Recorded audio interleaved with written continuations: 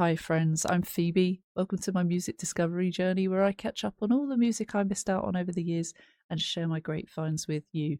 Pink Floyd are an artist that I've wanted to check out for decades. I've recently covered a few of their tracks as reactions, and there's always a lot of opinionated people. I'm doing things the way I can, the way I can do best, and that might not work for some of you. Please have an open mind and realise that not everyone has to do it your way. Today, I am listening to this gem of an album, Dark Side of the Moon, The Dark Side of the Moon.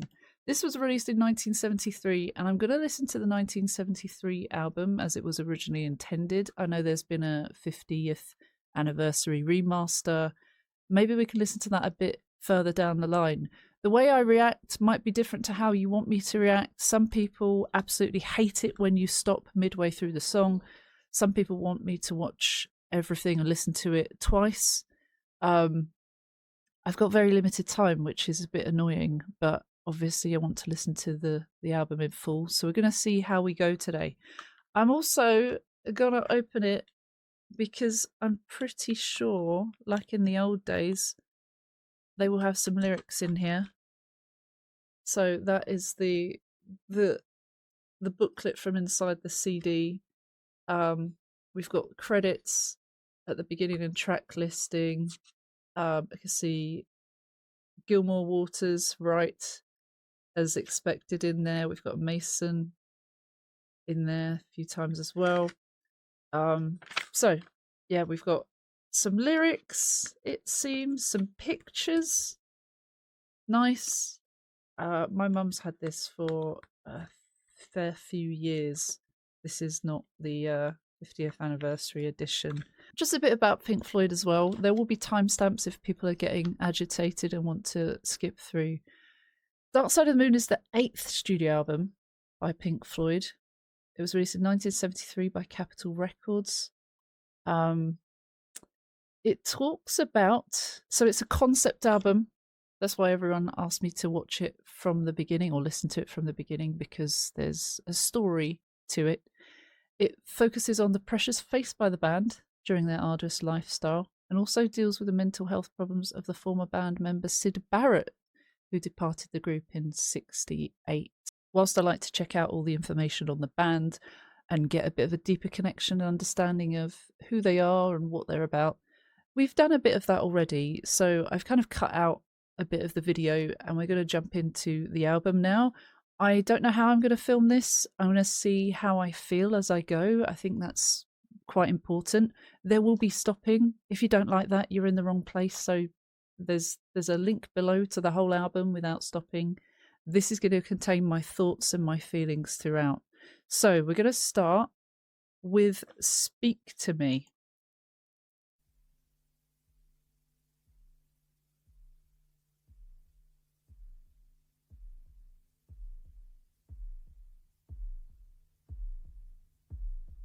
It's like a heartbeat building.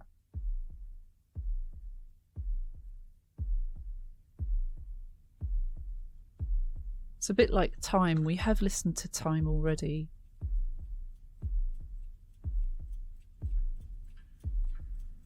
Okay.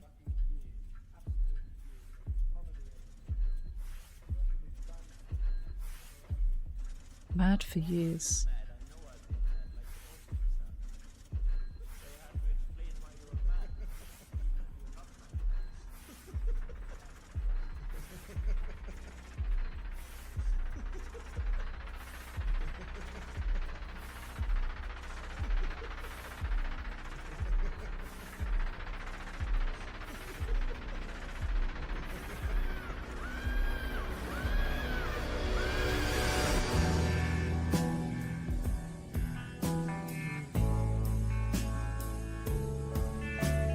This sounds familiar.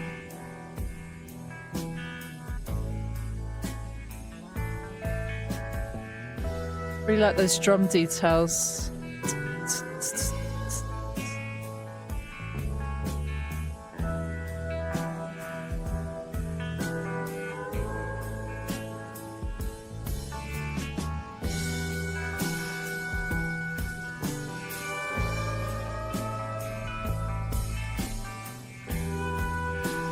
You really do feel like it's a psychedelic journey starting. It's a bit trippy.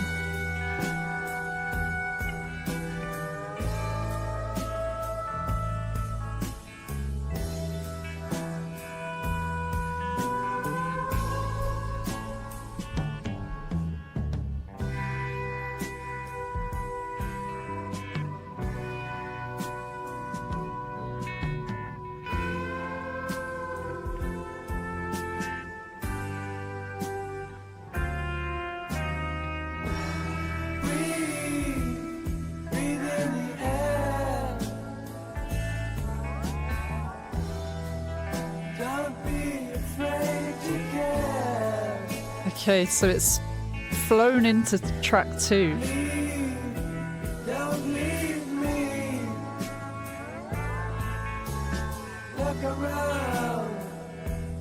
Choose your own ground. How you live, how you fly. Smiles you'll give and tears you'll cry. That's very Floyd sounding. And all you see is all your life.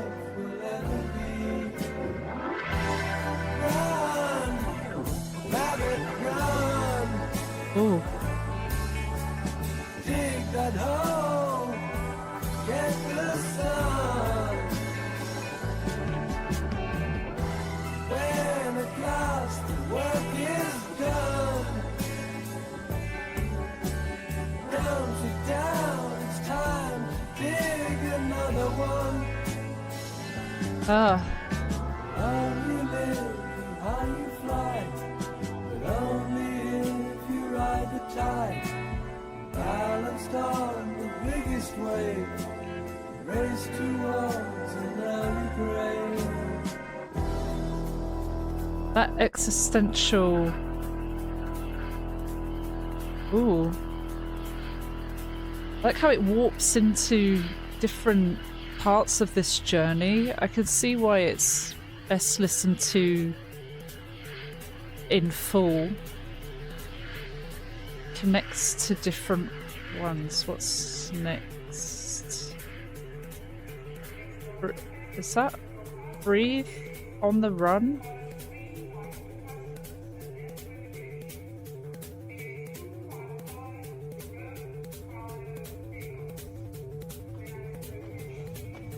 So like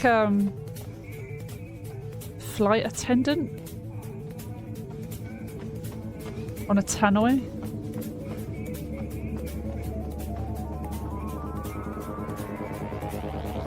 Sounds like an aeroplane.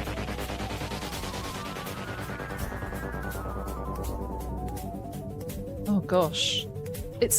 I'm gonna stop here. We're 5 minutes in already and I've only just stopped. I really like how that flows in. It's effortless. Obviously I'm not surprised at that. I understand that there's sounds going on. I did bring up loads of the lyrics in different tabs and I wanted to see if I would need them. I might actually refer to them in a bit, but obviously some of them don't have lyrics. So Breathe is it says 1A and B. So Speak to Me is A and Breathe in the Air is B, and that was the first set of lyrics I've had and that I've been listening to about Run Rabbit Run.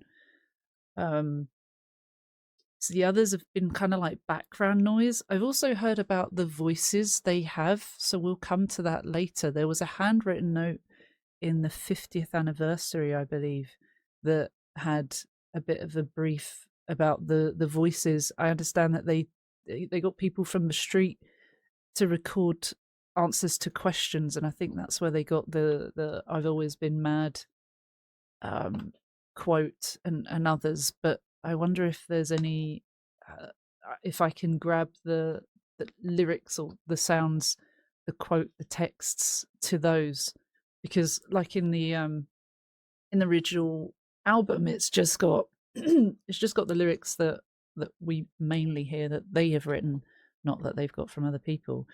Breathe in the air, though. Breathe in the air. Don't be afraid to care. Leave, but don't leave me. Look around and choose your own ground. It does feel a bit like living your life, make the most of it, don't waste time.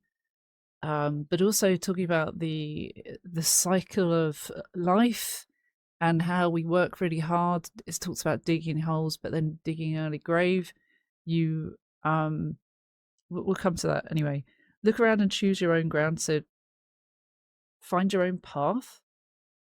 For long you live and high you fly, and smiles you give and tears you'll cry, the natural progression of life and the emotions you'll feel. Um, and all you touch and all you see is all your life will ever be. Oh my god, talk about existential. So just talking about everything we see and feel and experience, that's what life is. But that's all it is. Almost suggesting that it's fleeting. It really is so short. And we only get one of them as far as we know. So it's kind of scary, but also another wake up call from them, I think. I know time is a wake up call, and I really like the how poetic that is with what it's called and the alarm clocks, I think. And the ticking even at the start of the album, that's really powerful. Run, rabbit, run, dig that hole, forget the sun. Is that the setting sun? Like forget that there is an end to this? Is that could it be? Or is it dig a hole into the darkness and you're not experiencing the light that life has to give? And when at last the work is done, don't sit down. It's time to start another one. Start another life, start again. Or when you finish the job, another one pops up. It's these endless tasks, endless things to do, perhaps. For as long as you live and high you fly, but only if you ride the tide. Ooh.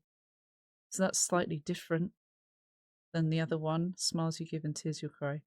So you'll live long and you'll fly high if you ride the waves, if you persevere and get through the struggle. Otherwise, what? You end your life, you don't get to see the beauty of it, perhaps. And balanced on the biggest wave, you race towards an early grave. Jeez. It's quite it's it's quite existential, isn't it? I'm gonna check for the lyrics on that one. Oh, hang on. Okay, I've got "Speak to Me," which was the first segment. It does say heartbeat ticking clocks, so we were on the right path there. There were clinking coins, a ringing cash register. There is one called money here. A tearing paper, clicking counting machine, and other items in a rhythmic pattern. That's really interesting. Claire Torrey features on this in the spoken words. We've got Chris Adamson, Jerry O'Driscoll, Peter Watts, and Claire Torrey. I've been mad for fucking years, absolutely years. Been over the edge for yonks. Been working with bands so long, I think, crikey, I've always been mad. I know I've been mad like most of us have. Very hard to explain why you're mad, even if you're not mad. And then there's laughter, and almost like someone being afraid, screaming. That was really, really interesting. And the drummer, Nick Mason, it says receives a rare solo writing credit for the track, and that's where we saw Mason on the credits at the front as well. That's pretty cool. Okay. So then in Breathe in brackets in the air, we had that, it flew into it with the instrumental intro. What does it say here? As a continuation to the album's opening track, Speak to Me, which seamlessly segues into Breathe. Yep, that's beautiful. It's the first time we hear any lyrics.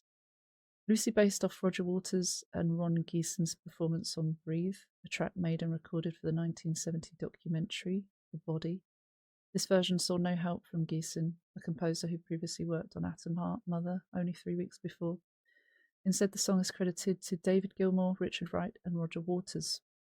The song takes heavy advantage of the Uni-Vibe guitar foot pedal operated phaser. Oh, is that what that weird psychedelic sound is? Performed by Gilmour, the longtime guitarist for Pink Floyd. Yeah. Okay. Interesting. I really love how it goes into that. For long you live and high you fly, but only if you ride the tide, and balanced on the biggest wave, you race towards an early grave. It says, following the second verse, the sign takes on a different meaning. For as long as you live and as far as you get in your career, you'll still be working your ass off every day, sacrificing your precious time on earth. Yeah, continuing the cycle, all the things to do, endless. This is only true if you follow the paths laid down for you. Ride the tide, go with the flow. You can buck this trend by choosing your own path, which is what it says at the beginning. But you also risk reaching your death sooner by the uncertain nature of being a trailblazer. Oh my gosh. The flame that burns twice as bright burns half as long. Yeah. Okay, let's go back a bit and we'll listen more.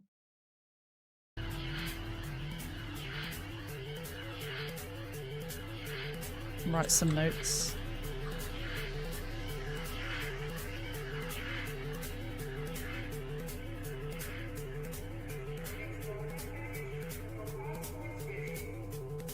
This is the Tannoy. Customs and Immigration.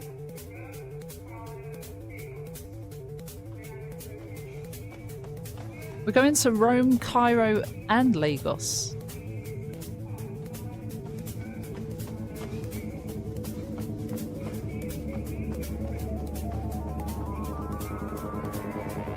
It was a bit chaotic. Felt like running before that. It's very futuristic sounding. I'm wondering if closing my eyes helps me to hear more.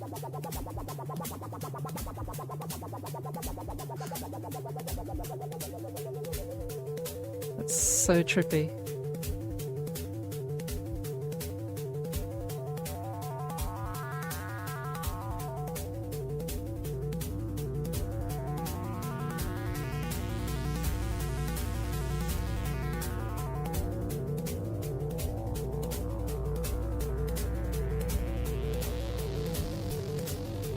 Just feels like plane flying overhead or an alien spaceship, either or. It does feel like live for today, gone tomorrow, that's me. Okay.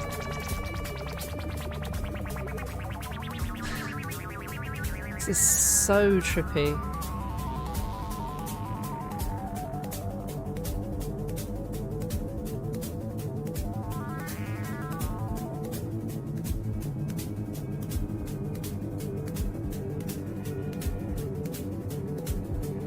Oh, this is on the run, so that's why it felt like someone running. Duh.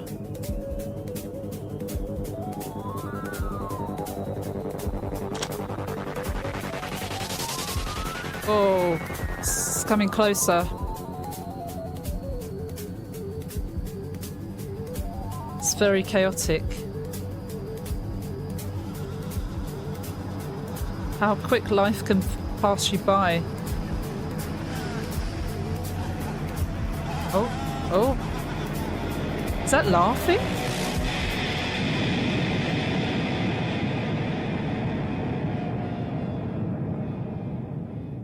Did the plane crash or is that thunder? Is that a storm? Running? The running's... Oh.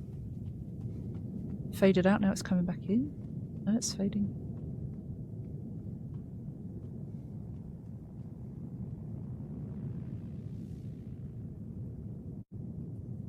Plane going distant.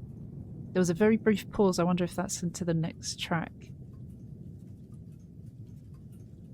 Okay, I've heard this I think this is time. This is time.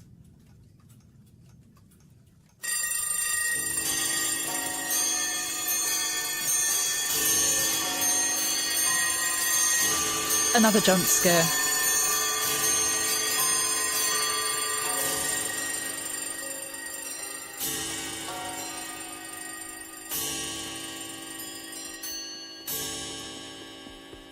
Bells. Almost sounds like a cuckoo, but it's not. Is that running? It's just the very fast ticking.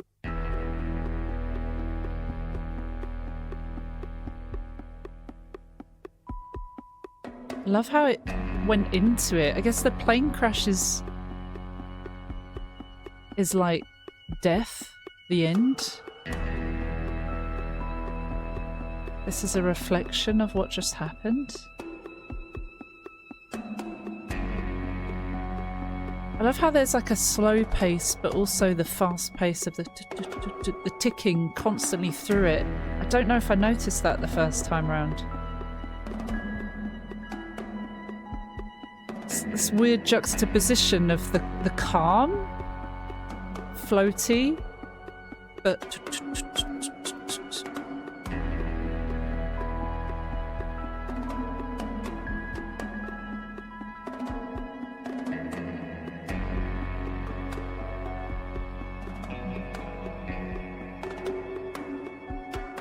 oh, I've got chills. I know this one makes me sad, but like existential sad.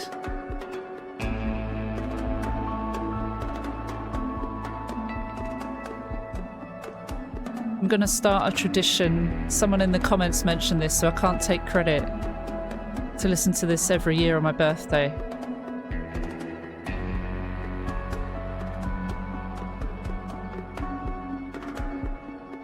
It's so weird how it's like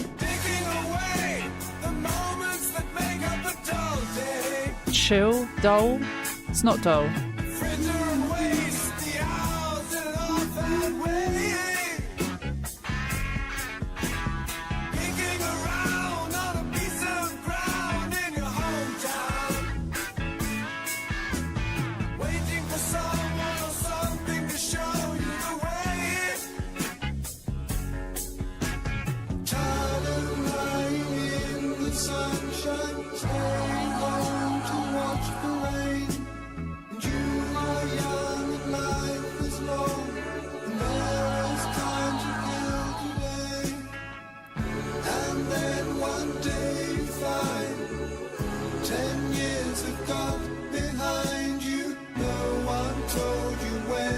Oh, those lines.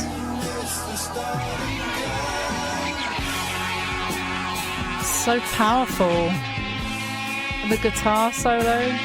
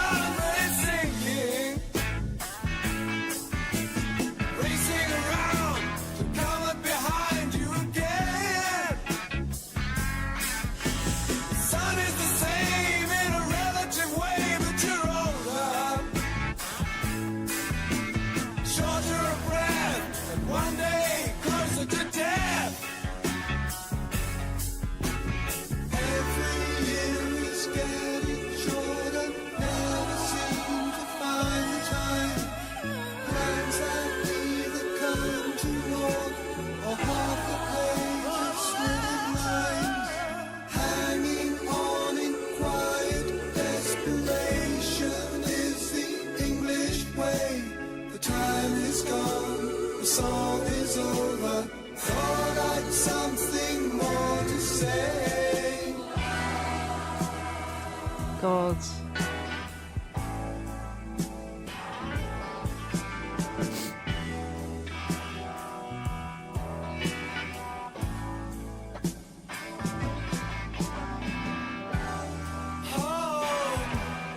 Home again.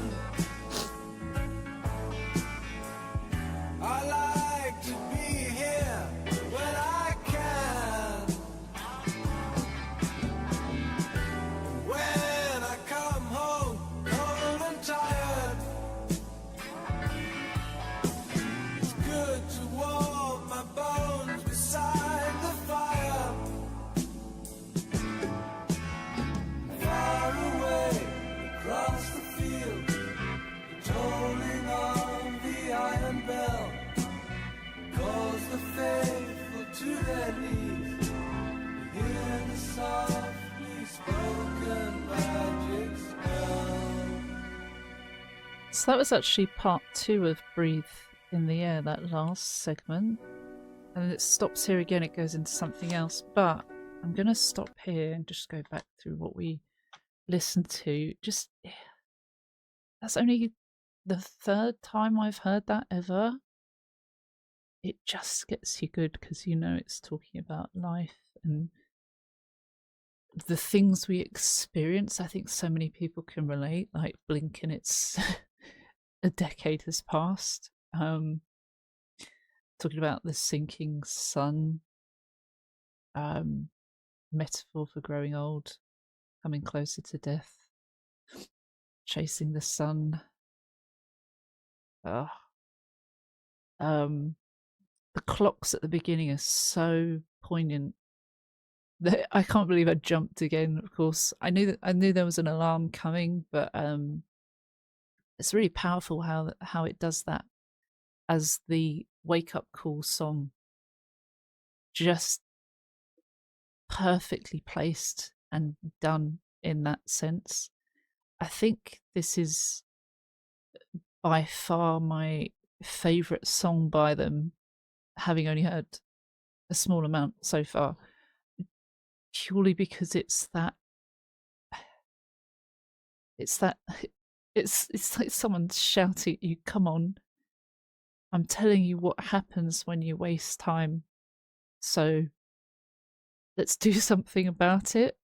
So many of us talk about living your life all the time, but we go back to the mundane, or I guess we have no choice but to work, most of us, to earn money to live.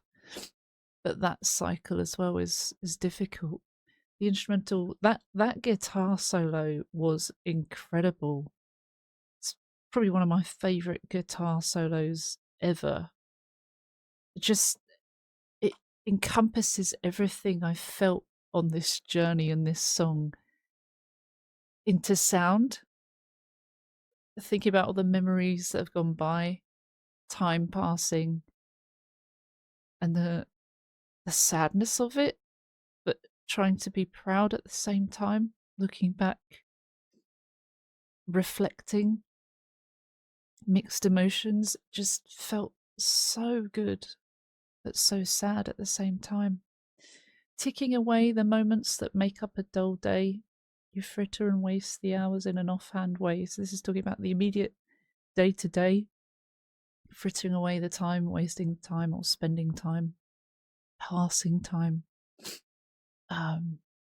kicking around on a piece of ground in your hometown, waiting for someone or something to show you the way.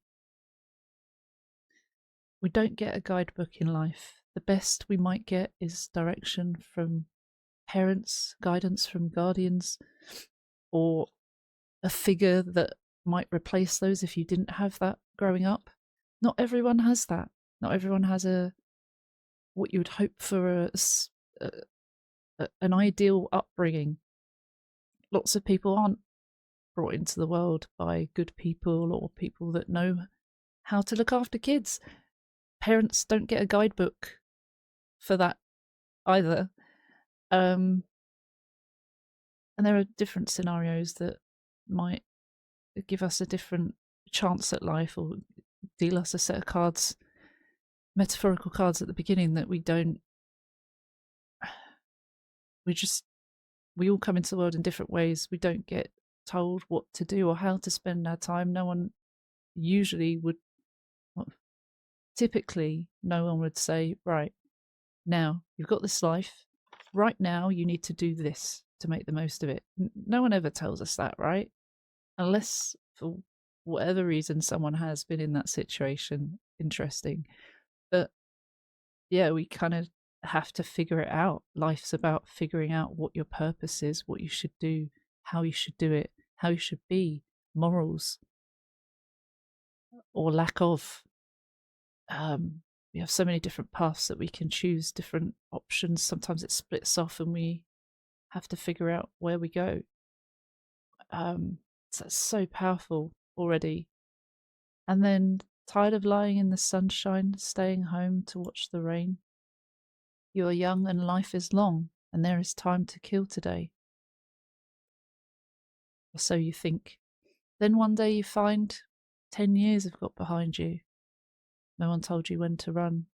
You missed the starting gun. So suddenly there's an urgency. But had we thought about this earlier, maybe we would have done something about it. But in the immediate time, we think, oh, we've got a bit of time to kill. What can I do with that? It all adds up. Lying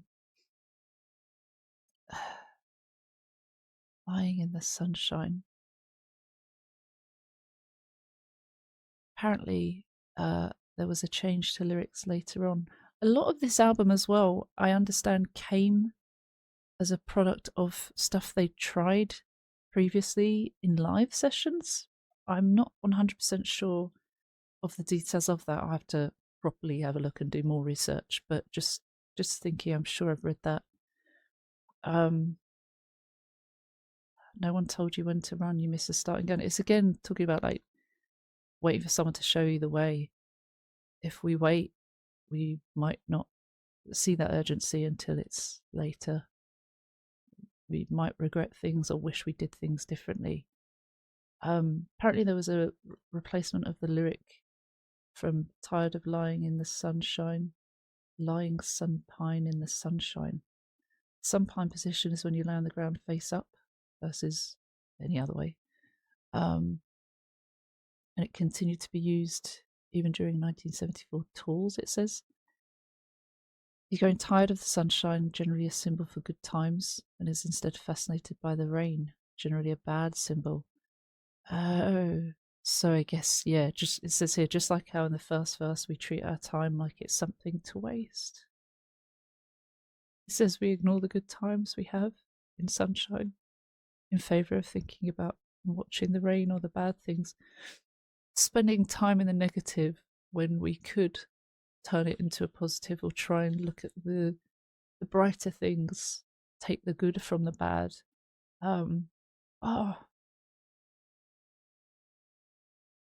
Yeah, yeah, that's quite, that's got so much more to it. Guitar solo, it says it comes in really early for a song, standard just after the first verse. Yeah, actually, first verse and chorus. This may be connected with the song's concept, because I guess trying to get it in. Yeah, that's poetic. Oh, well, get it done and over with, wasting time, or making the most of it earlier rather than waiting later. Different ways that can be interpreted. It says the intro with the drum solo lasts too much. The band wasted time due to it. Ah, right. Due to so the verse starts very quickly in order to make up for the time lost, and for the same reason the solo begins earlier. Anyway, this David Gilmour classic solo is a fan's favourite and is ranked 21st on Guitar World's top 100 guitar solos of all time. I'll have to check out what's the top 10, because that's definitely a favourite of mine, I'd say, so far. Anyway, and you run to catch up with the sun, but it's sinking. I'm racing around to come up behind you again. a year around the sun. When the sun sets, rises and sets, it's talking about the passing of time, getting older, and catching up with you. You're older. The sun is the same in a relative way, but you're older, shorter of breath, and one day closer to death. The sun appears the same, right, throughout our lives, but we change, we get older. Every year is getting shorter, never seem to find the time. Plans either come to naught or half a page scribbled lines that run. Because how many of us relate to that, right? Figuring out a bunch of stuff to do, never really getting around to half of it or 99% of it because there's so much to do, so little time, or just not committing to plans. I know as a neurodivergent person, my brain has about 100 ideas that I can't keep up with physically. It would take me too long to do all of them, and I find it difficult to pick and to focus on one. And sometimes when you've got a whole big old list of 100 things to do, you feel overwhelmed, and then you might not do any of it, or you might have a bunch of half-assed stuff that you started but not finished. That's so well articulated. Hanging on in quiet desperation is the English way. Time is gone, the song is over. Thought I'd something more to say. And then it gets into the breathe in the air part 2. So that's a really good way of ending. Home again. I like to be here when I can. When I come home, cold and tired, it's good to warm my bones beside the fire. The track before Time, On the Run, deals with the pressure of travel, while this reprise touches more on coming back from those travels and being able to kick back. Home being a safe place, I guess. Roger Waters said, the decision to place Breathe reprise after Time arose during the process of working the piece up live before we started recording. Referred to as Home Again during the recordings, it was simply the third version of Breathe, attached for structural/emotional reasons. Very well put. In some versions of Dark Side of the Moon booklet, the lyrics to Time are separated into the lyrics for Time and the lyrics for Breathe reprise. Yes, that is what is done here. I don't know if you can see that, but Breathe reprise is there. So that's interesting. Far away across the field, the tolling of the iron bell calls the faithful to their knees to hear the softly spoken magic spells. The iron bell, is that death?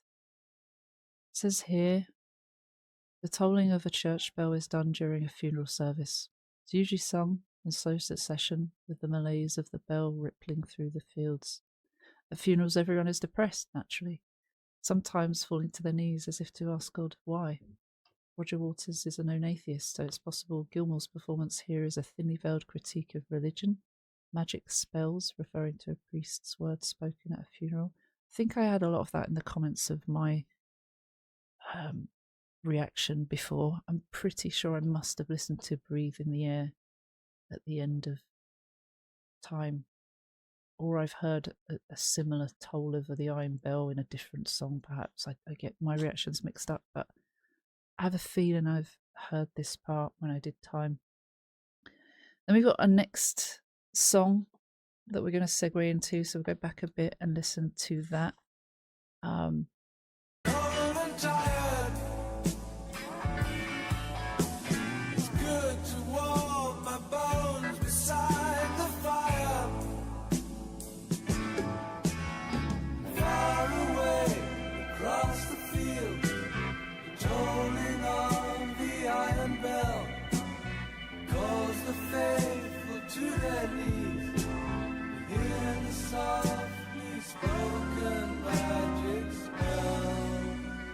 So that's the end of that.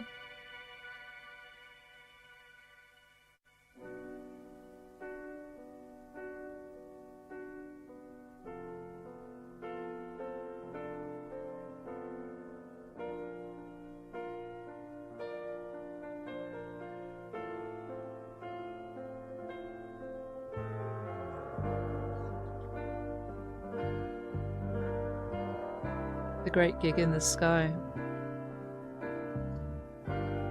So this has got some spoken words in it, but it's Claire Torrey's version, which I haven't heard yet. I am not frightened of dying. Any time will do, I don't mind. Why should I be frightened of dying? There's no reason for it. You've got to go sometime. I wish I had that attitude. This song is about the slow descent into death, I believe. I discovered that from the comments.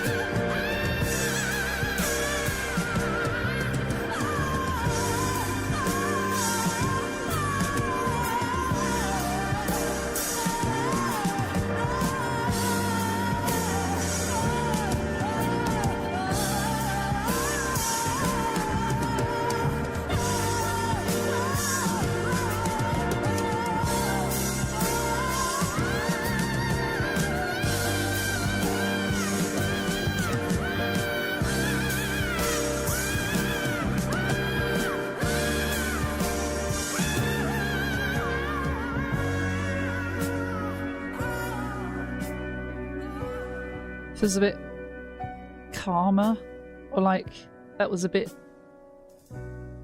horrific, chaotic, scared. This feels a bit better.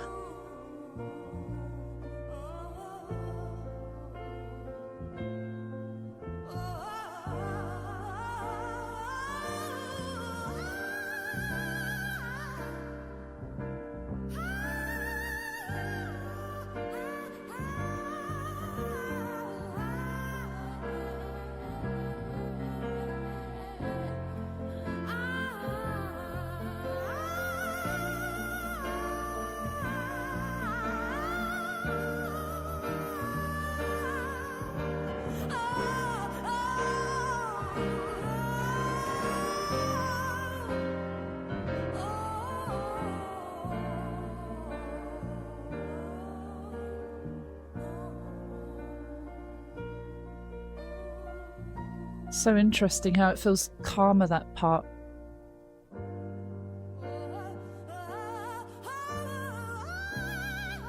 I'm just going to go back because I talked over some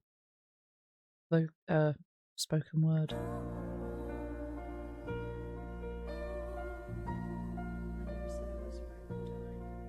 Never said I was afraid of dying.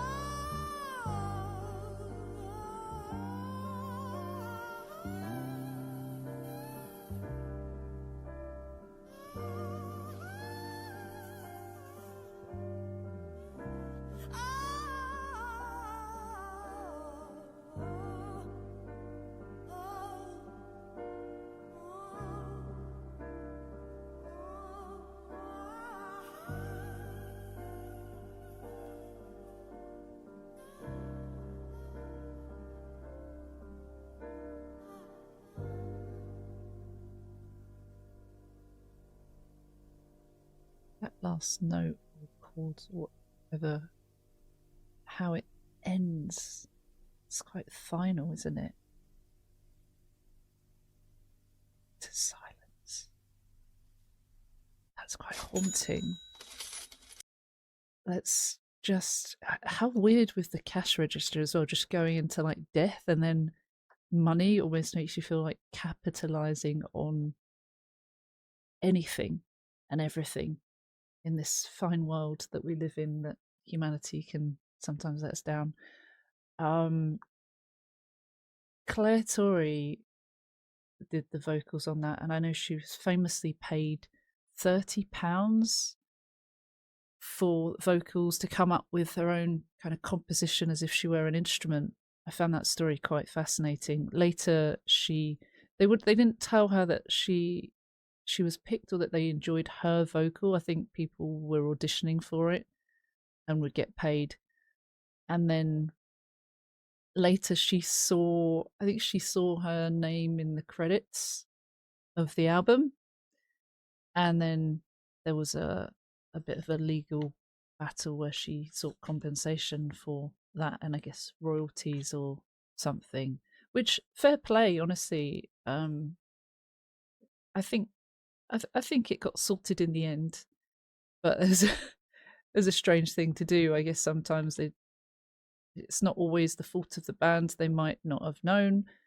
I'm not sure of the details of that going further, but I just know there's a story that Claire is heavily featured on that, and as a main vocalist, and got what's the equivalent to probably £300 now, but £30 back then. It feels like quite a lot of difference in the time that it's been. 53 years since 1973.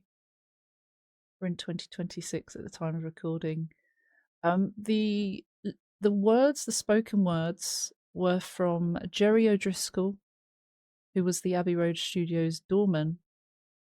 We've also got the road manager, Peter Watts's wife, Patricia Watts. Jerry starts off by saying, "And I'm not afraid of dying. Any time will do. I don't mind.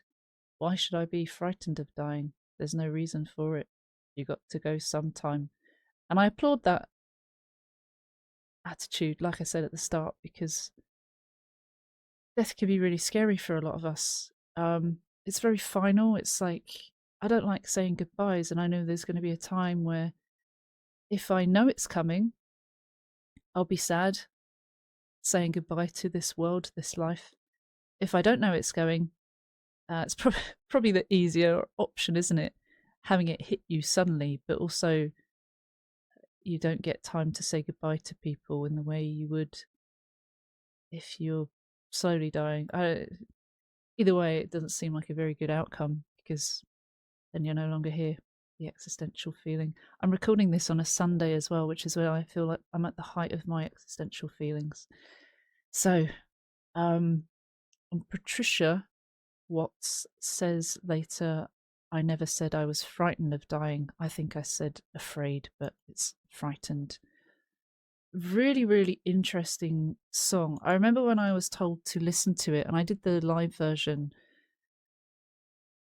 I think I was stunned that there were no lyrics. I didn't expect that from a Pink Floyd song. I don't know what I expected, but I was waiting for the lyrics to come, and they never did. So that was it was just a bit of quite a cool thing to hear. Hearing it in this whole album where it's placed is also really quite cool, and they've obviously done that for a reason. So I think that was really quite poetic. All right, we'll go to next, which is Money. Oh, which is why we had a cash register. Okay, makes sense. Let's find the lyrics for Money. Is there? Yes, there are some lyrics for this one. We also have them here, actually. I keep forgetting that I've got them right in front of me. It says that absolute silence after the chaotic wailing, calmer wailing, dead. Kind of acceptance. Oh my god. It's coming at me from different sides.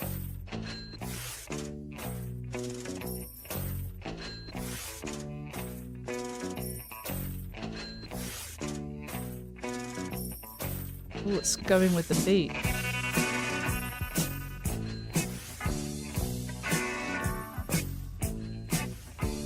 But Nice bass to it.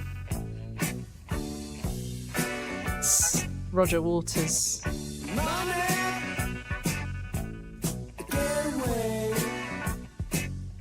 Money to get away.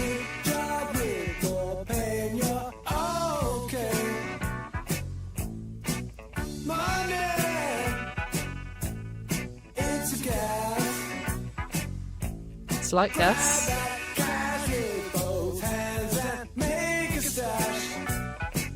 Mm-hmm.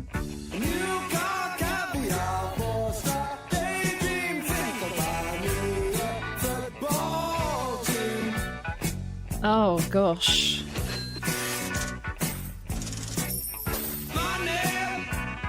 Just talking about all the things you can buy with it as well.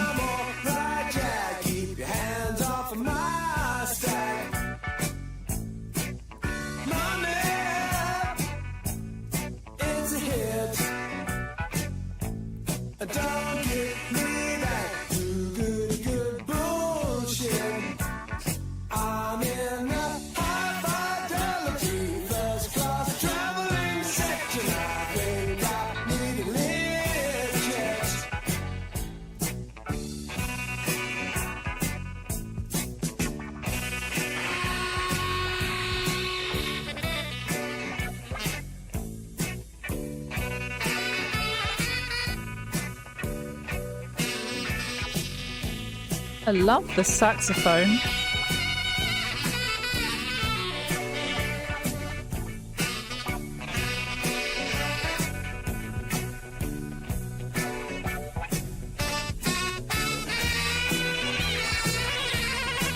Ooh.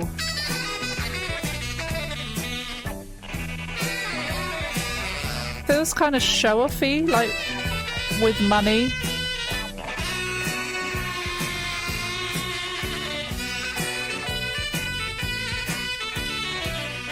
Being fancy with it, showing off.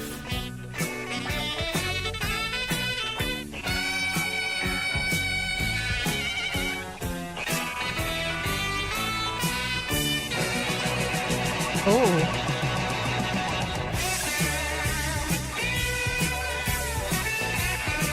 Okay.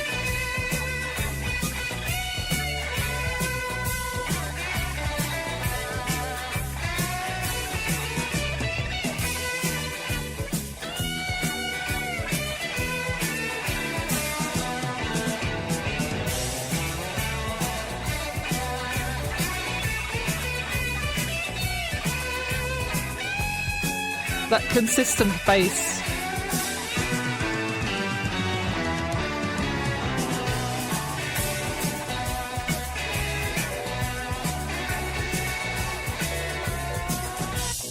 What a guitar solo.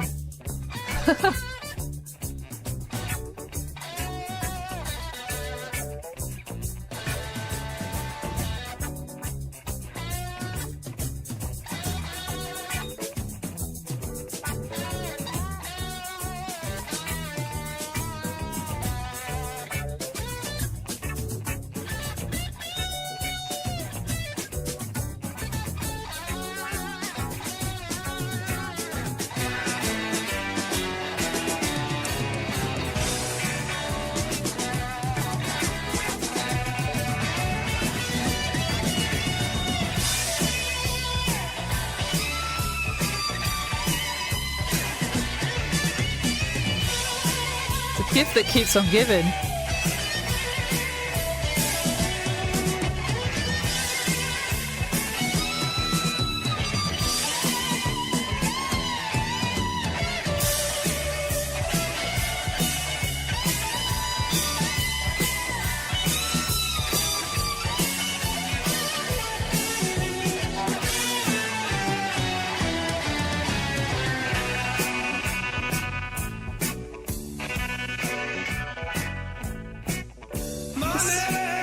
It's 6:23. It's a crime.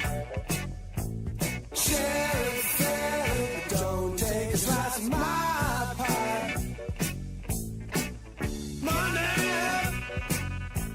so they say, is the root of all evil.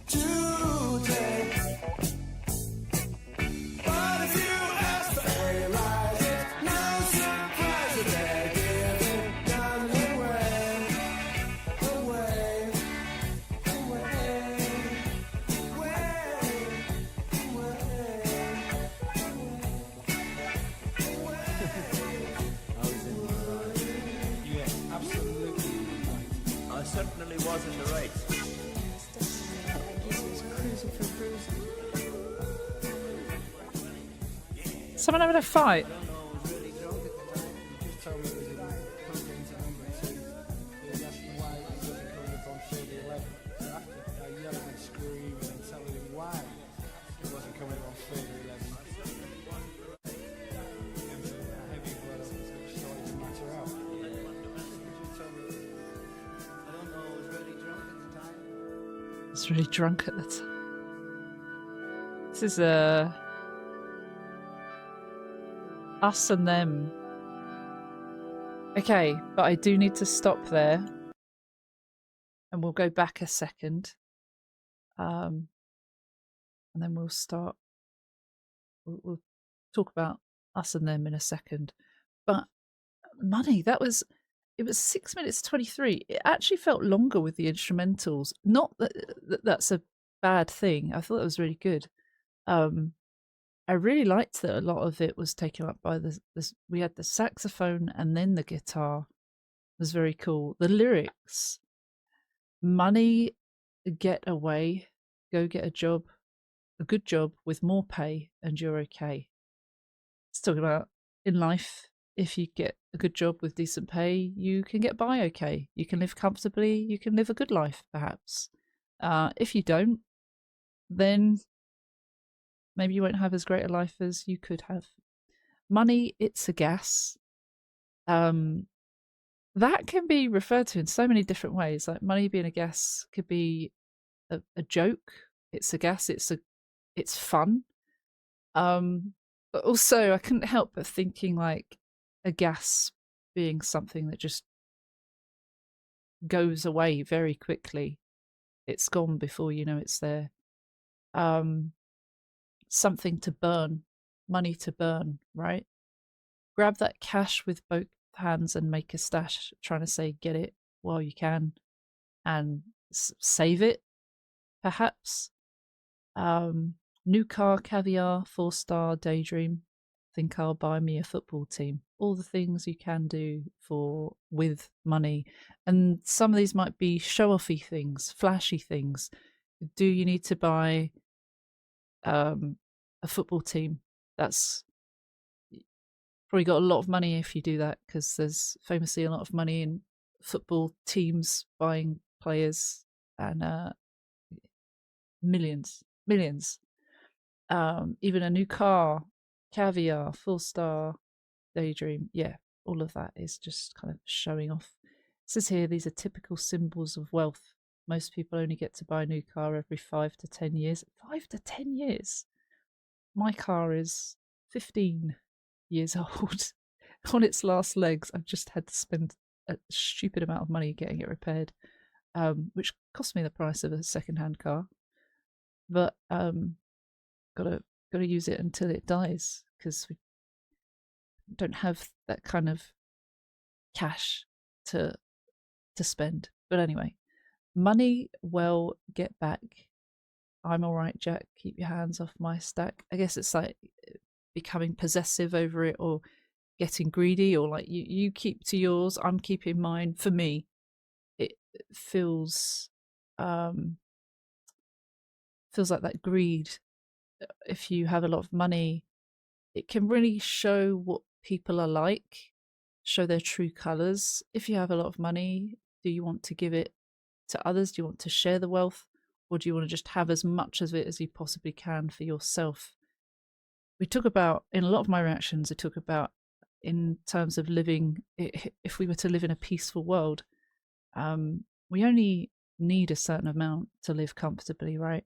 If everyone did that, or the rich were not all the rich, but if a lot of the world's top percentage of rich people were more considerate of others, perhaps we wouldn't have poverty. Perhaps we wouldn't have a lot of things. I know lots of people are like, well, we need this for whatever reason, but there are a lot of things that aren't necessary and can cause a lot of people to die, people be malnourished, people be homeless, when that's something that humanity has created. It's kind of, there's a lot I can say on it, but without going too far down a tangent on that, it's kind of sad. Money, it's a hit. Don't give me that do goody good bullshit. I feel like that's money. I love it. But money, I'm not going to do something good with it. I'm not going to give to charity. I'm not going to give to someone who might need it more than me. Even though I only need maybe 1% of it, I'm going to keep the other 99% to myself, even though I could give that to a whole array of people. If I do good with money, I like to give it to my family. I would love to give it to my friends as well to help them in situations. And I don't get a lot, but what I do have, I try and do something nice with it because it just feels like the right thing to do, doesn't it? I would say for me, but other people might be different. I don't know if someone were to win the lottery, how would they feel? How would they be? What would they do? I also know that when people know you've got a lot of money, they can say things or do things that are also questionable. It can show the ugly sides of people, but it can also be there can be nice things done with it. I haven't experienced that behavior. I've seen others act like that when someone's come into a lot of money. Suddenly they've got a lot of friends that were never there before, and that's kind of sad. Um, I'm in the high fidelity first class traveling set, and I think I need a Learjet. Um, Mocking people who are so rich that even first class isn't good enough for them. He says he needs a Learjet. He doesn't just want one because it'd be cool to have. He's become so elitist that he feels like he simply can't cope with anything else. I've never heard of a Learjet. What's a Learjet?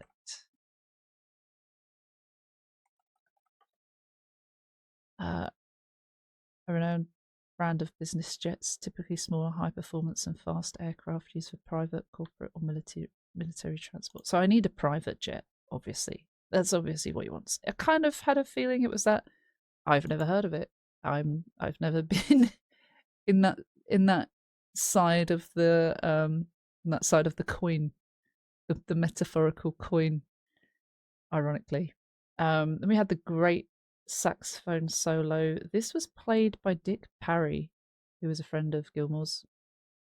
He also plays in other songs of theirs, it seems, and the guitar solo was Gilmore. It says here you can clearly hear a time signature change during the solo in Gilmore. The song's odd 7/4 timings changes to a common 4/4 timing. That's something that I need to get an understanding of better because I am not so great with time signatures.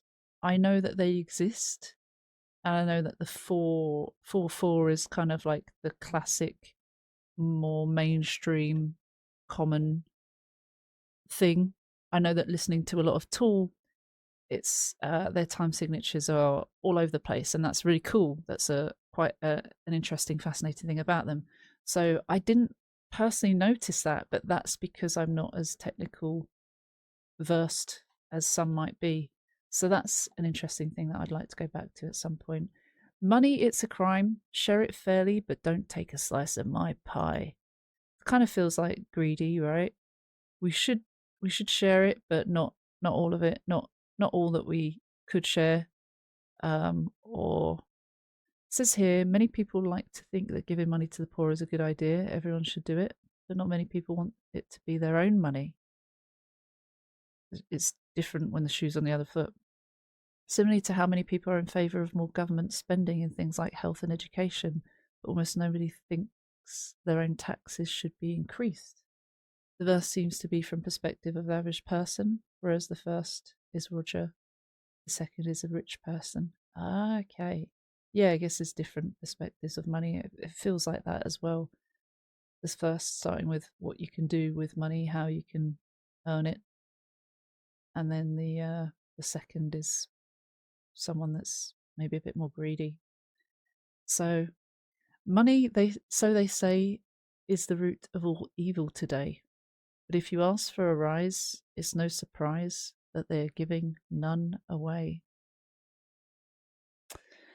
Money being the root of all evil. I mean, it's a really interesting and lengthy discussion that you can have. But a lot of things, evil, does start with issues around money, greed for power, greed for resources, greed for land, can also be money related and has the root of money at those issues or reasoning for wanting those things from people at the top. It says here the Bible in Timothy 6:10 says, "For the love of money is the root of all evil, which while some coveted after, they have erred from the faith and pierced themselves through many sorrows." Pierce themselves through many sorrows. However, many Christians and others who say this are unwilling to give to charity or offer raises if they hold a position of power. Something to think about. Not everyone, but I think it's saying that it's talking about those that do. And then they're giving none away.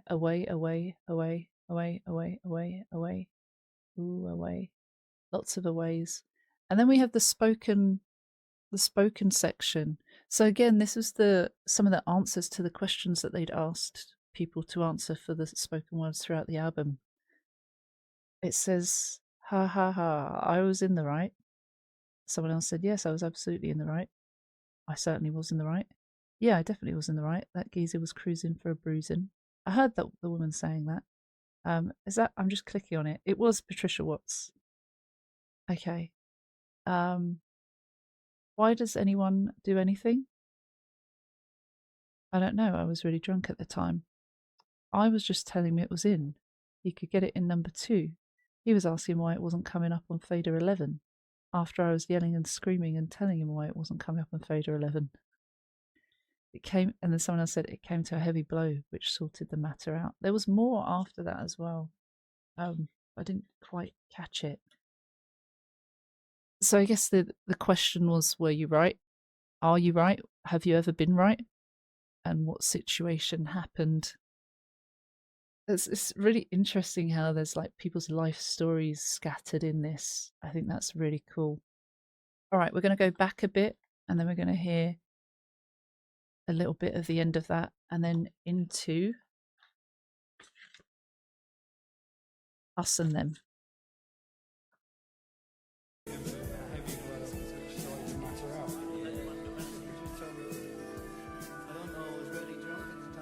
He was very drunk at the time.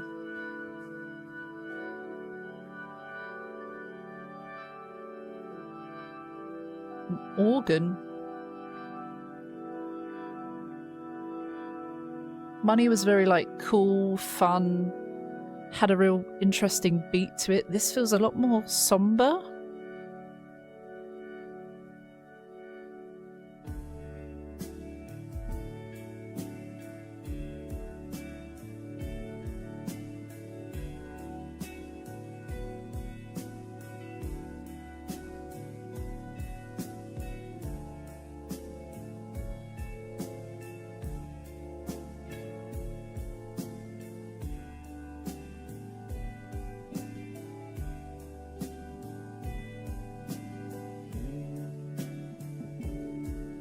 Kind of reflective.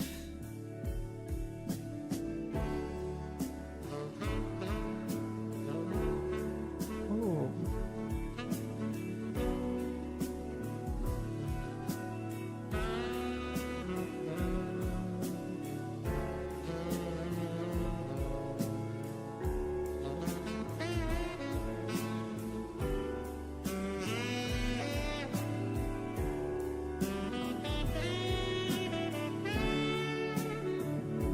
I love the jazziness of that.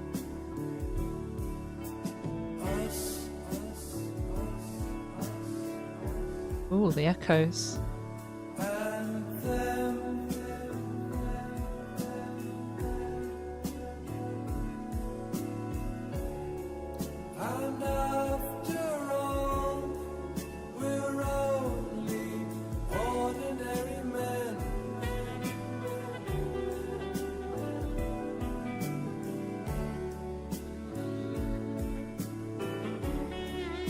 We're only ordinary men. Is it talking about the society's divide? Just saying we're all the same. God only knows it's not what we would choose to do.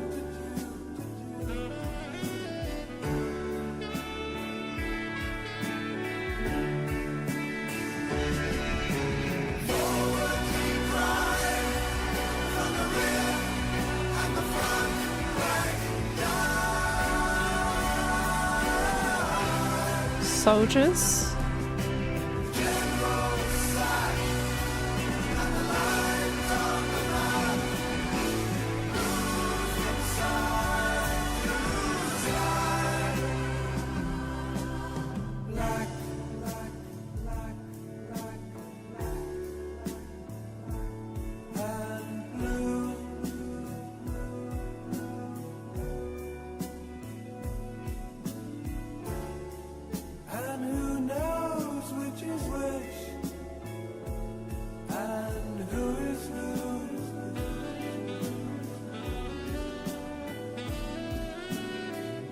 Oh.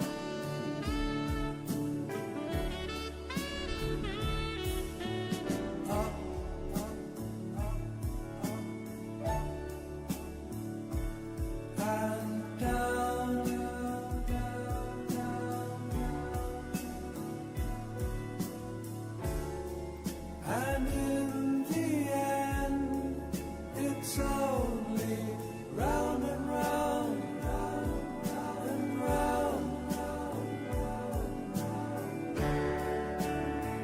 Round and round.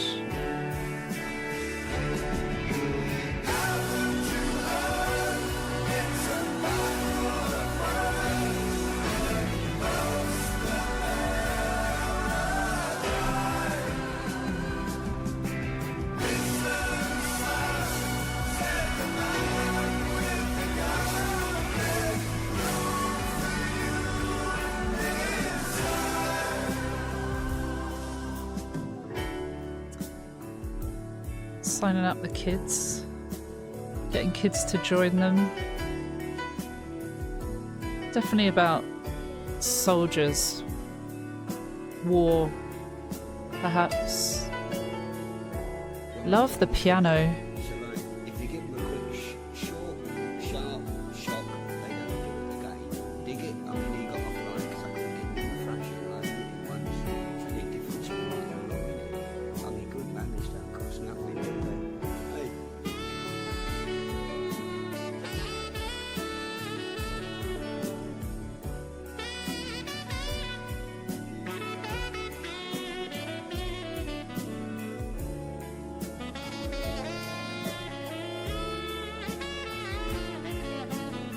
Ugh.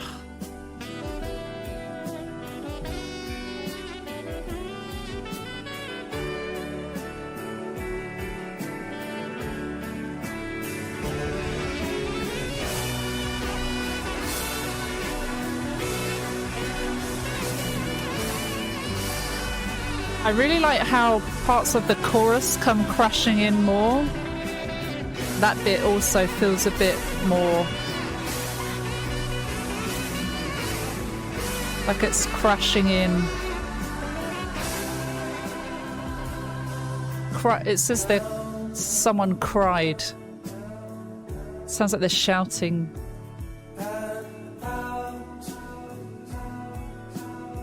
Down and out. It can't be helped, but there's a lot of it about.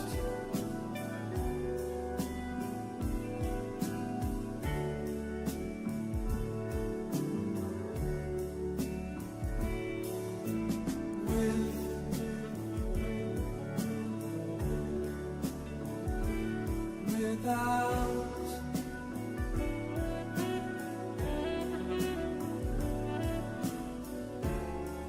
And who deny it's what the fighting's all about? Yeah, if you've got it or if you haven't got it. Oh, got chills.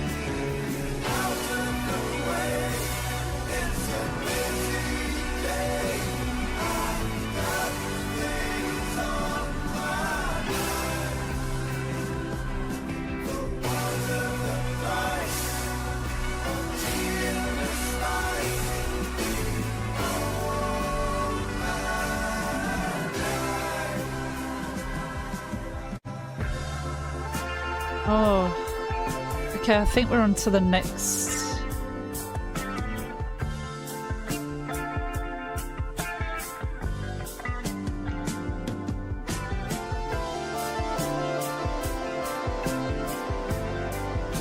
I think this is an instrumental.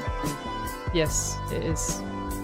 Just one moment, because I want to go back to that. We'll go back a little way. Wow, that end. So it feels like a pointing a finger at people going to war overall. Us and them. After all, we're only ordinary men. Me and you. God knows it's not what we would choose to do. I think choosing to go to war, us and them, we would rather peace, they would rather fight. I feel like that's the difference here of us and them, whether that's leaders, whether that's soldiers. And then the chorus, what I loved, like I said, it came crashing in for the chorus parts. The choruses were differently worded. Forward he cried from the rear, and the front rank died. The general sat, and the lines on the map moved from side to side. Talking about being on the front line, marching forward, and everyone at the front dying. You can imagine if they get attacked, they're the first to go. That's what that feels like. But then the general sat, and the lines on the map moved from side to side. I guess he's just watching. He's not getting involved. He wants everyone to do the dirty work. And it's no loss to him if he's still alive, watching it all happening, commanding people to do what he wants. They're his pawns. Black and blue, and who knows which is which and who is who. Black and blue suggests bruising, being beaten. Who knows which is which and who is who? Not sure about that. Here it says, this relates to Syd Barrett's era's symbology of colours having certain allegiances to order / chaos, divinity / evil. The line says it's sometimes difficult to determine what concept is represented by which symbol. Blue and black often represent chaos and evil, whereas colours like red, gold, white, yellow, orange often mean order or divinity. Consider the line from their song, and I'm grateful that you threw away my old shoes and brought me here instead, dressed in red. That's what it says there. Unfortunately, it's nothing that I can identify with. But up and down, and in the end, it's only round and round. Is that moods? Is that up and down? Like we might gain, we might lose from going to war, but in the end, it's a cycle. It repeats itself. History, you would think, teaches us not to go to war for all the tragedies that happen, but sadly, we're currently going through more war in this current day. That's really sad that people haven't learned, or that people at the top just are greedy and want the things they want, and they will stop at nothing, and they know what they're doing. Perhaps. Haven't you heard it's a battle of words? The post bearer cried. Another cried. Listen, son, said the man with a gun. There's room for you inside. So it's a battle of words. I think the poster bearer is kind of strange. He's perhaps giving posters Are they advertising the war? Or not? Are they saying it in a weird, ironic way? Are they saying it's a battle of words, one person against another? That's all it ultimately is, but people are dying because of it. Then it says, "Listen, son," said the man with the gun, "there's room for you inside." Bringing young and impressionable people in, giving them a promise of glory if they make it through. Not many people talking about the after effects of going to war. If you make it out alive, you might see your friends die, people that you grow to love and connect with. Lots of horrific things that go on, PTSD that comes from that. Some people end up homeless with really bad mental issues that cause relationships to fall down and break, and for them to feel quite isolated. A lot of funding is not given to enough people in that situation. There's not much aftercare that is offered for people to resume a normal life, if that's ever even a possible thing to do after that. I mean, they're going to kill you. So, like, if you give them a quick, short, sharp shock, they don't do it again. This is what this guy's talking like, kind of giving a lesson to someone. They don't do it again. Dig it? I mean, he got off light because I could have given him a thrashing. I only hit him once. It's a difference. It's only a difference in right and wrong, isn't it? I mean, good manners don't cost nothing, do they? Eh? Someone trying to explain what's going on. Let me see. These words are spoken by Roger the Hat, who was a frequently high manager for a band who were friends with Floyd. In this case, Waters was asking the other Roger about an event 3 days prior where he beat up a fellow driver for calling him a long-haired git.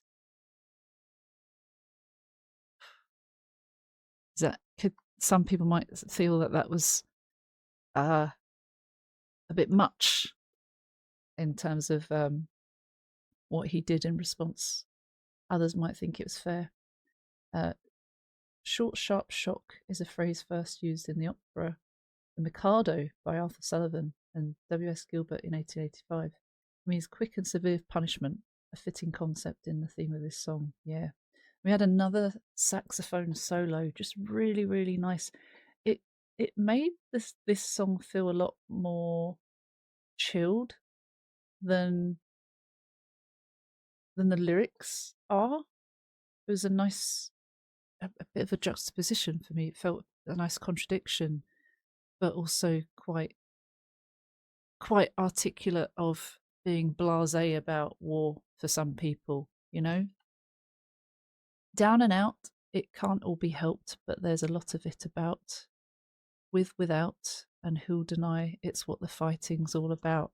Like I said earlier, it's all about what you have or haven't got and what you're willing to do to fight for it. And that seems to be the root of all wars, whether it's money, power, locations, territory, resources. This tends to be what it's for. Out of the way, it's a busy day. I've got things on my mind. For want of the price of tea and a slice, the old man died. Talking about people that haven't got time for things, but actually the how tragic it can be, perhaps. Here it says, busy men and women shuffle some flyers and sign some papers and don't think for a minute about havoc they wreak through those simple actions. Yeah. All they're thinking about is securing the price of some item for their country while hundreds die. Yeah. Yeah, that'll do it. All right. Next.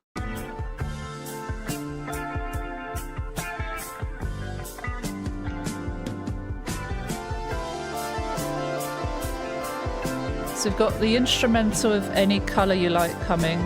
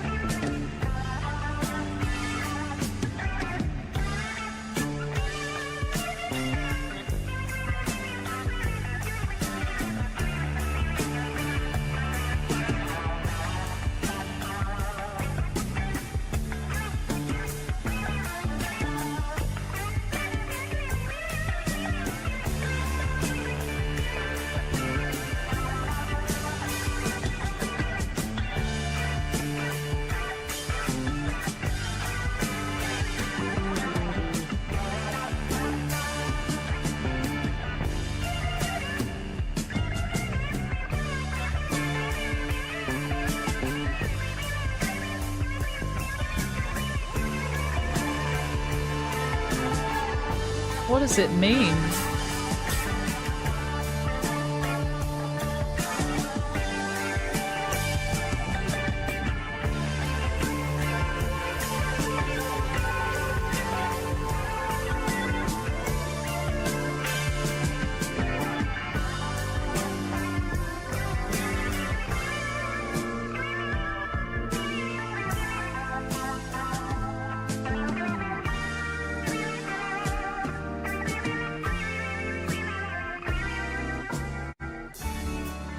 Felt like it changed.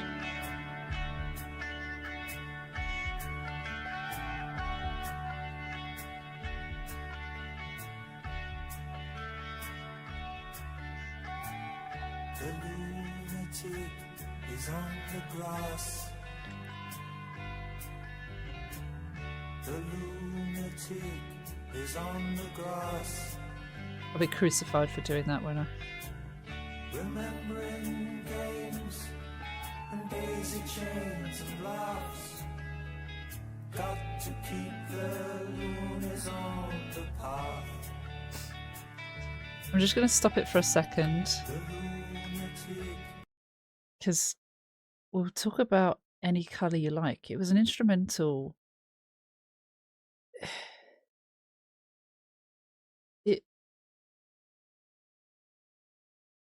You think about the album cover, it's that prism that shows the light refracted.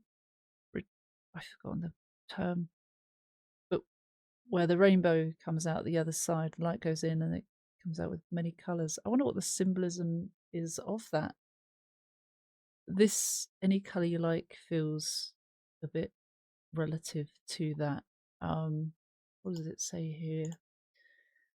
An instrumental track featuring keyboard and guitar solos. Any Colour You Like has no lyrics or sound clips, but many can interpret the song's message to be that you are the master of your universe, your own destiny, so make it any colour you like.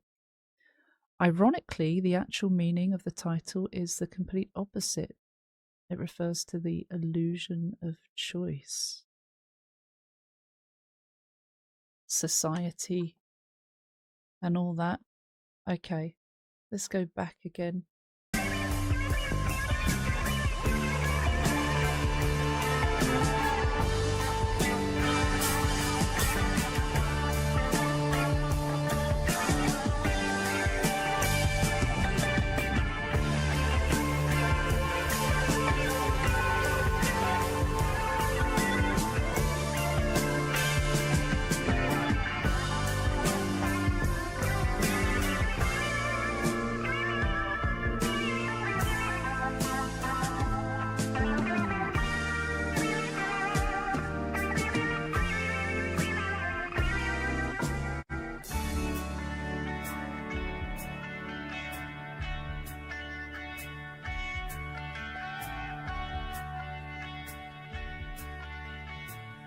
Brain damage.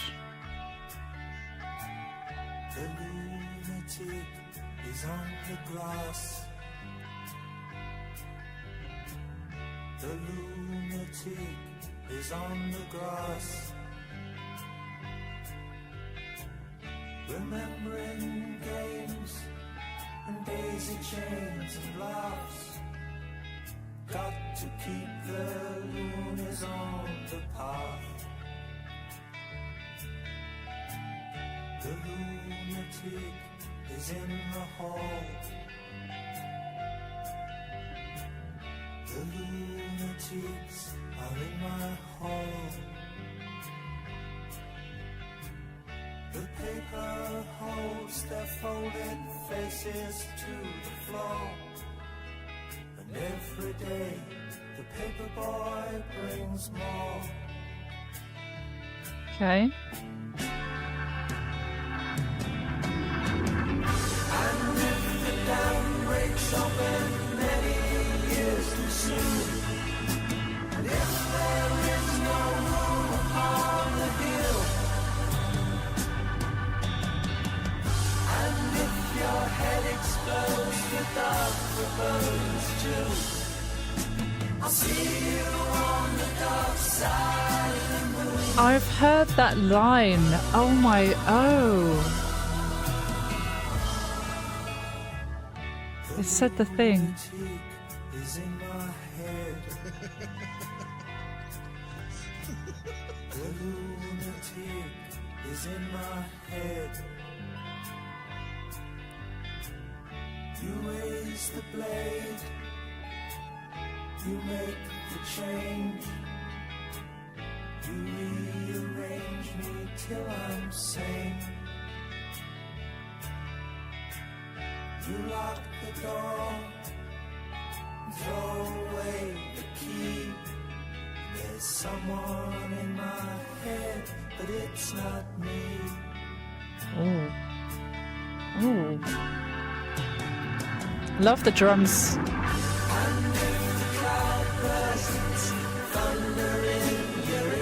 I like the harmonies they have too.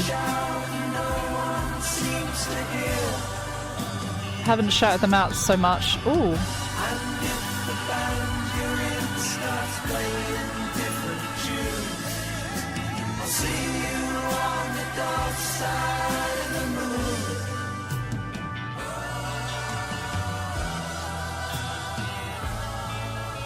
Nice, nice.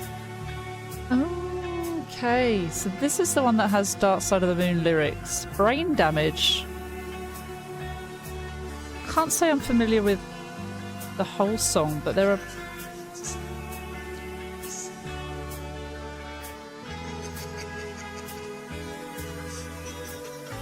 It's familiar. Not this part.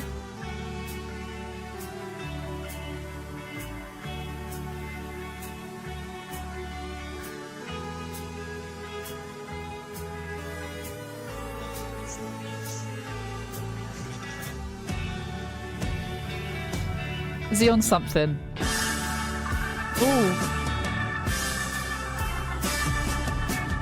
I think it's changed. I think we're in a new song. All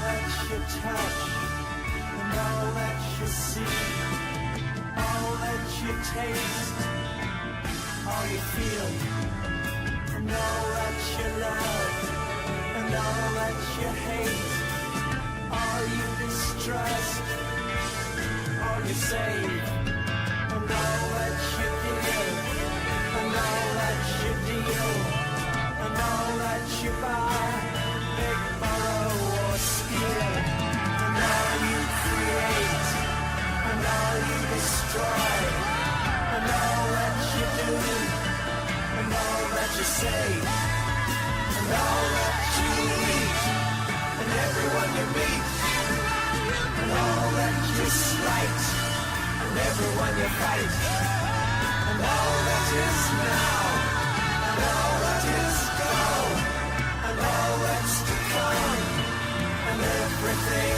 under the sun is in you, but the sun is eclipsed by the moon.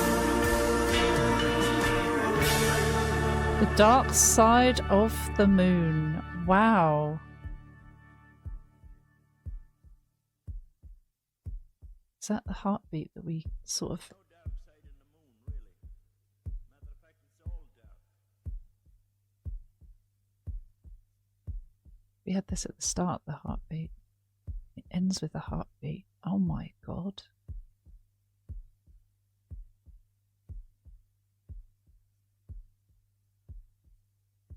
I love how they were coupled together, those last two, Brain Damage and Eclipse.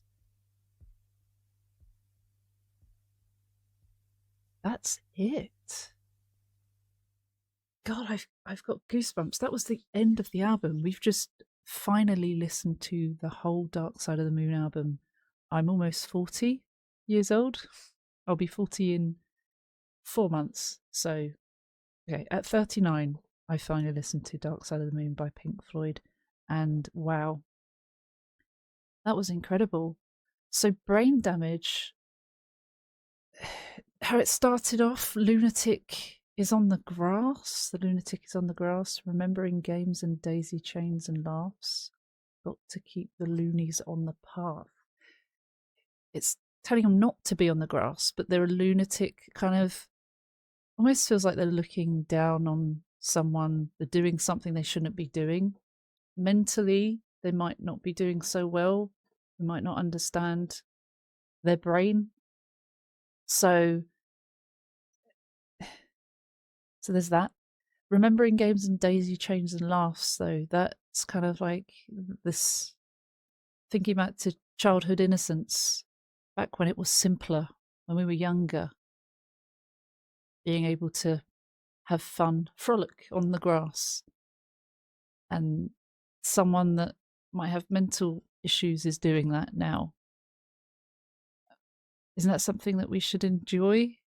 But they're saying that they should keep on the path. We should take them off the grass. What does it say here? Please stay off the grass, thank you. A sign that says that. Waters is referring to areas of turf which display signs saying please keep off the grass, with the exaggerated implication that disobeying such signs might indicate insanity. Lyric's tongue-in-cheek nature is further emphasised by Waters' assertion in a documentary, The Making of the Dark Side of the Moon, that not letting people on such beautiful grass was the real insanity. Oh, exactly that. Like, this beautiful land, and we've got to stay off it to preserve it, to not use it. We're not making use of the lovely things. And that takes you right back to the beginning of the album, where they were literally talking about making the most of stuff. And a lot of that, breathe in the air, basically. And it felt a lot like that, with breathe in the air and time being a lot to do with brain damage and Eclipse. It's come full circle, and that's so well articulated. My God. The lunatic is in the hall. The lunatics are in my hall. The paper holds their folded faces to the floor, and every day the paper boy brings more. It's talking about posting a newspaper through the letterbox, and basically saying that in the news they're talking about the crazy people, the lunatics, people with mental health issues or whatever. Just kind of acknowledging or reflecting on that. That's interesting. And if the dam breaks open many years too soon, and if there's no room upon the hill, and if your head explodes with dark forebodings too, I'll see you on the dark side of the moon. Is the dark side of the moon like insanity? This is talking about brain damage, mental health issues, and other things. If the dam breaks open many years too soon, if you die before you die, if your brain dies before you die, there's so many different scenarios. Like if you have an injury and you are rendered paralyzed,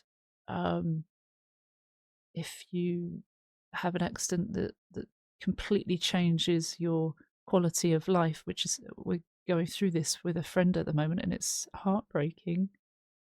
I've talked about it in one of my recent tool reactions. Then it's kind of talking about that, is it not? Like, if that happens, I'll see you on the dark side of the moon as well. Here it says, Roger has stated that the insanity-themed lyrics are based on former Floyd frontman Sid Barrett's mental instability, with the line "I'll see you on the dark side of the moon" indicating that he felt related to him in terms of mental idiosyncrasies. Interesting. The line is obvious reference to the title of the album, and a reminder that the song title briefly bore that reference too. It was originally called Lunacy. As explained in the book Speak to Me, The Legacy of Pink Floyd and the Dark Side of the Moon, it says the image of the dark side is used by Waters to establish empathetic links between those who perceive themselves to be full of dust and guitars, at odds with time or the world, or themselves. The dark side of the moon refers back to the recurring theme of sun, moon, light, dark, good, evil throughout the album. He's relating to the listener by saying he's not alone in his faults. There are others with similar issues who can relate and connect through that common flaw. The lunatic is in my head. The lunatic is in my head, and there's laughter in there. And this is kind of saying, like, I'm crazy too, right? This is what I experience. You raise the blade, you make the change. You rearrange me till I'm sane. You lock the door and throw away the key, and there's someone in my head, but it's not me. Is this like trying to seek help, or is this how it happens? Says it's in his nature to be mad. He's the lunatic in his head. Raise the blade and make the change refers to society changing him. But the point of the verse is whoever decides whether he's a lunatic or not is anyone who has a different mentality than society. Mad, or are they a lunatic? Society locks the door on him, puts him in an asylum to change him, programs him to be the way they want him to be. The someone referred to in the line, there's someone in my head but not me, is the person society implemented in him. Oh, to replace his natural self just so he could fit in with their mentality and thoughts. Oh, that's even more heartbreaking. Oh, and if the cloud bursts thunder in your ear, you shout, and no one seems to hear. And if the band you're in starts playing different tunes, I'll see you on the dark side of the moon. In addition to playing different songs during performances, Sid had a number of antics that resulted in his leaving the band, such as detuning his guitar string by string while strumming openly during performances. The line to me seems to be a reference that the Floyd had, in which Sid was trying to teach the band a new song that was never the same twice. According to Roger Waters, Barrett came into what was to be their last practice session with a new song he had dubbed Have You Got It Yet? The song seemed simple enough when first presented to his bandmates, but it soon became impossibly difficult to learn. They eventually realised that while they were practicing it, Barrett kept changing the arrangement. He would then play it again with the arbitrary changes and sing, Have You Got It Yet? Eventually they realised they never would, and that they were simply bearing the brunt of Barrett's idiosyncratic sense of humour. Waters had called it a real act of mad genius. That's really cool. That's really cool. I can imagine it's frustrating for the people that don't understand before they start connecting the dots, but that's a true sign of a creative, right? Real act of mad genius. And then we've got Peter and Patricia Watts that say at the end, I can't think of anything to say except, this is Peter, I think it's marvellous. It might be Patricia laughing, I'm not sure. That, just an incredible album from start to finish. I love there's callbacks to earlier stuff, and the whole fact that it's a concept album, it's got that concept feel, it flows, it really feels like a life story or reflections of life and what that is to someone. Then you've got Eclipse that follows on during that as well. I almost forgot it's a completely separate song, but it says all that you touch, all that you see, all that you taste, all that you feel, all that you loved, all that you hate, all you distrust, all you save. All these things are experiences in life, right? What you're thinking, what you're feeling, what happens, all that you give, all that you deal, all that you buy, beg, borrow, or steal, all that you create, all that you destroy, all that you do, all that you say, all that you eat and everyone you meet, all that you slight, everyone you fight, all that is now and all that is gone and all that's to come, and everything under the sun is in tune.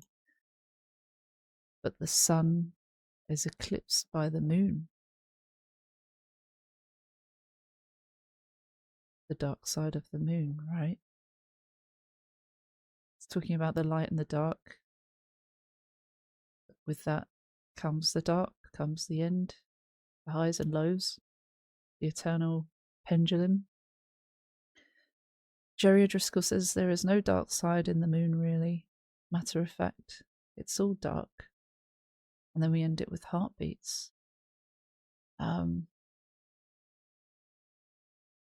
This full answer, it says here, there is no dark side to the moon, really. Matter of fact, it's all dark. The only thing that makes it look like is light is the sun. It's the reflection of the moon, right? Roger Waters explained, this is about Eclipse, I don't see it as a riddle. The album uses the sun and the moon as symbols, the light and the dark, the good and the bad, the life force as opposed to the death force. Yeah, that's what it feels like. I think it's a very simple statement saying that all the good things in life, or that life can offer, are there for us to grasp, but that the influence of some dark forces in our nature prevents us from seizing them. The song addresses the listener and says that if you, the listener, are affected by that force, and if the force is a worry to you, well, I feel exactly the same too. The line, I'll see you on the dark side of the moon, is me speaking to the listener saying, I know you have these bad feelings and impulses because I do too. It's relatable. And one of the ways I can make direct contact with you is to share with you the fact that I feel bad sometimes. The word moon, heartbeats. After the word moon, heartbeats start to fade out before and during the there is no dark side to the moon. This is a reference to Speak to Me, the album's first track where heartbeats appear to grow more and more distinct.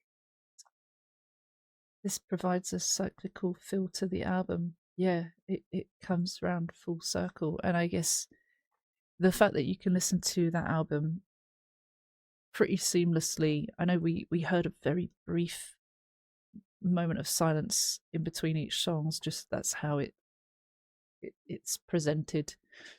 You know that they intended on the listener listening to that from start to finish, and then if it plays again, it goes back around. That's so cool.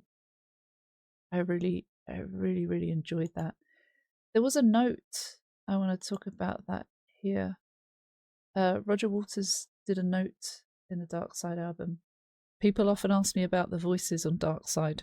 I was trying to gather audio snippets to mix into segues on Dark Side. Rather than interviewing people, I came up with the idea of writing a series of questions on cards. The cards would be in a stack on a conductor's stand in front of a mic. We would scour Abbey Road studios for willing guinea pigs, bring them into the studio, sit them down, roll tape, and then ask them to respond to each card in order. As I recall, the first card was something irrelevant and innocuous, like, what's your favourite colour? And the last was more enigmatic. What do you think of Dark Side of the Moon? The Dark Side of the Moon. Can't remember the ones in between, except for, are you afraid of dying? When were you last violent? Were you in the right? Do you ever think you're going mad? If so, why? End of story. And I've actually found the original questions. What's your favourite colour? To ease the interviewee in. Why do rock and roll bands split up? When was the last time you thumped someone? Why did you do it? Did you think you were in the right? Do you still think you were in the right? Are you frightened of dying? Why are you frightened of dying? Do you ever think about the dark side of the moon? Do you think you're going mad? If so, why? What do you think of the dark side of the moon? Really, really cool. And I guess they had such great material from that to then come up with the little bits that they add into the album, which is just incredible. So, final thoughts. I loved it. I think that's quite evident, and I would absolutely give you a 10 out of 10. It's got such a nice way to round off, but also to repeat again. I think that's genius. I love how it flows. I love different use of instruments, the different feelings I've got from that. how thought-provoking it is and how just real it feels. I always feel existential. As I'm getting older, it's more apparent. It's far more constant now than ever. And I understand other people feel that as they age. That realization that we won't get this time back. We can't go back. We might not have our health as much as we do now. And just trying to make the most of it and really take note, honestly. Brilliant. Thank you so much for watching. Thank you for anyone that watches on Patreon. I will try to upload this to YouTube, but I'm not sure in terms of copyright stuff whether that's allowed. I'll give it a go and see what happens. But if you're watching now on Patreon, you came for the early access. Thank you so very much. Every little helps, I promise you, and this helps us keep us going. I'm filming this on a Sunday afternoon, or it is afternoon now, but it was a Sunday morning. So that's a lot of my day gone now from filming and gathering evidence and doing a bit of research. And so this time I don't make any money from the videos. I don't monetize because it's Pink Floyd. So I really appreciate any support that's come from that. And I want you to know that it's appreciated. I work so hard. I put so many hours. I've made so many videos. Even just this month, I've posted 124 videos to YouTube. That's a lot. It's a lot of my time. I need to find the balance in work and life. This album has just kind of opened my eyes once again to the fact that I don't do that. I spend 14 hours a day usually filming videos, and that's an unhealthy amount of time to spend when I also need to enjoy life as well. Great time spent on listening to music, that's for sure. But yeah, there's changes to be made. But thank you so much for taking the time to listen to this. The work that went in, it makes it so much worth it. So thank you. Take care. See you soon. Bye bye.